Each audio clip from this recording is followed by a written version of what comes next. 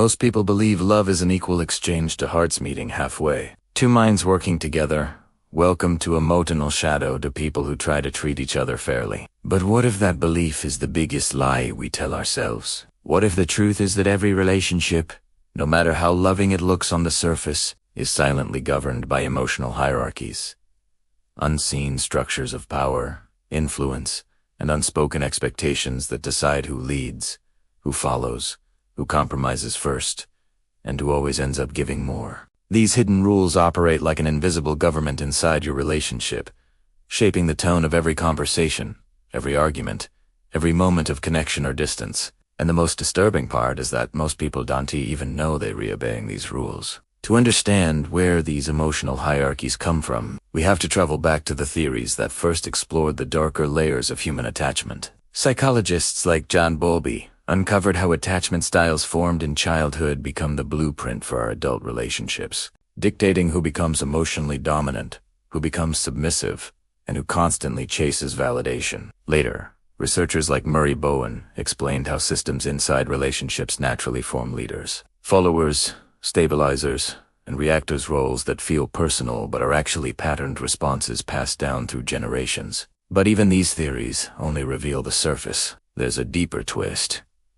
Emotional hierarchies are not accidental. They emerge from a predictable cause and effect chain that begins long before two people fall in love. These hierarchies originate in subtle emotional habits. One partner might be better at withdrawing during conflict, and this gives them the upper hand. Another might use over-communication as a way to control the emotional tone. Over time, these small tendencies solidify into unspoken rules.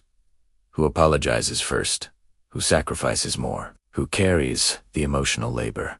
Who expresses needs?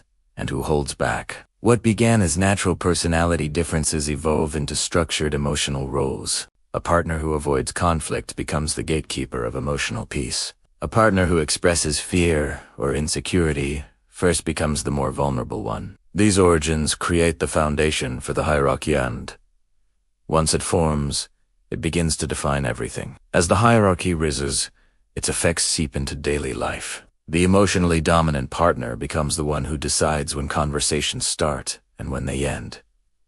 Their moods carry more weight. Their disappointment triggers more guilt. Their affection feels like a prize to be earned. Meanwhile, the emotionally lower-ranked partner becomes the one who monitors the stability of the relationship, adjusts their behavior, and shoulders the responsibility of keeping things smooth. This imbalance is rarely intentional. It's not usually manipulation, it's often the natural outcome of two emotional worlds meeting, but the impact is real. Small power shifts turn into patterns.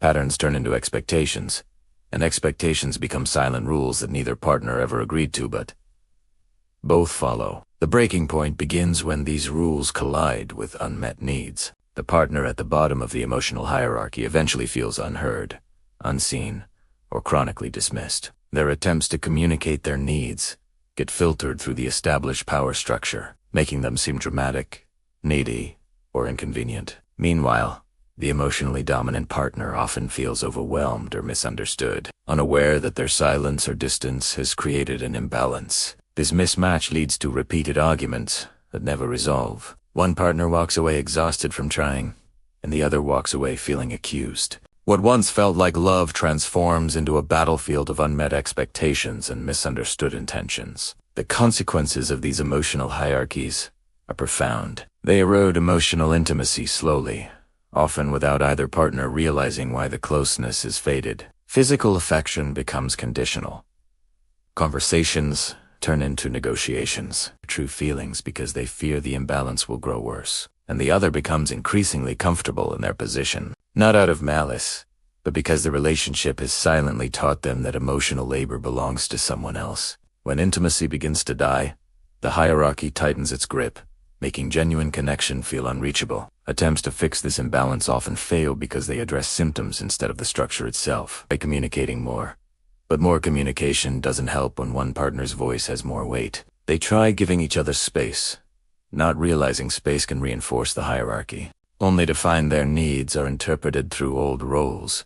The needy one is overreacting, and the dominant one is just tired. Without understanding the invisible rules running the relationship, Both partners end up stuck in cycles that feel hopeless, even when love is still present. Modern relationship challenges have amplified these patterns. Research shows that partners now rely heavily on digital cues, timing of messages, tone of text, emoji choice, online activity to interpret emotional intent. This creates new layers of hierarchy. Who texts first? Who delays responses?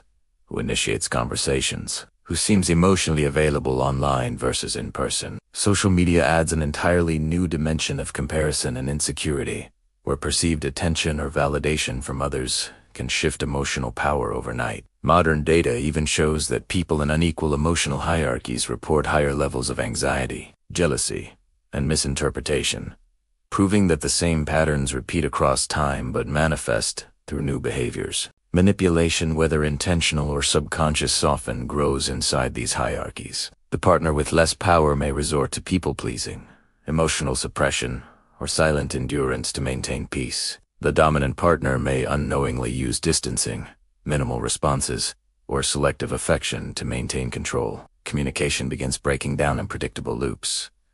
One partner pushes for clarity, the other retreats. One seeks reassurance, the other becomes irritated.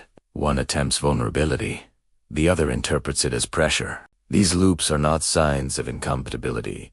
They're signs of an emotional hierarchy running unchecked. Love becomes fragile. Trust becomes conditional. Moments of connection become rare because neither partner is fully able to show up as themselves.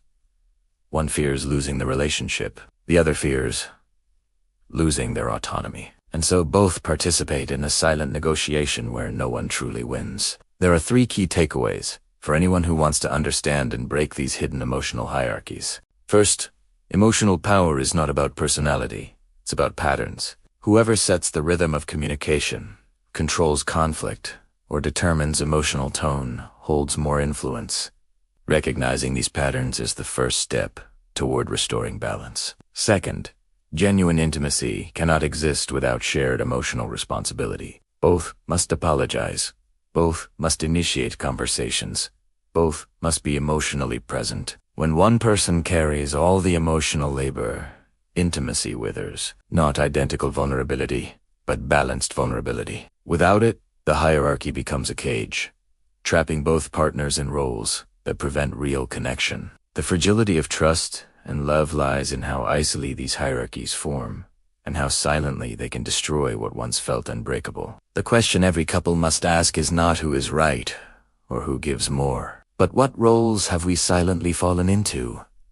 And are these roles nurturing us or destroying us? Emotional hierarchies will always exist, but they don't have to control the relationship. Awareness is the key that unlocks the invisible structure. If this exploration helped you see your relationship in a new light, take a moment to reflect, to question, and to continue learning. And if you want more insights on the hidden psychology of love, communication, and connection, make sure you follow the channel and stay connected. There is so much more beneath the surface, and together, we're just beginning to uncover it.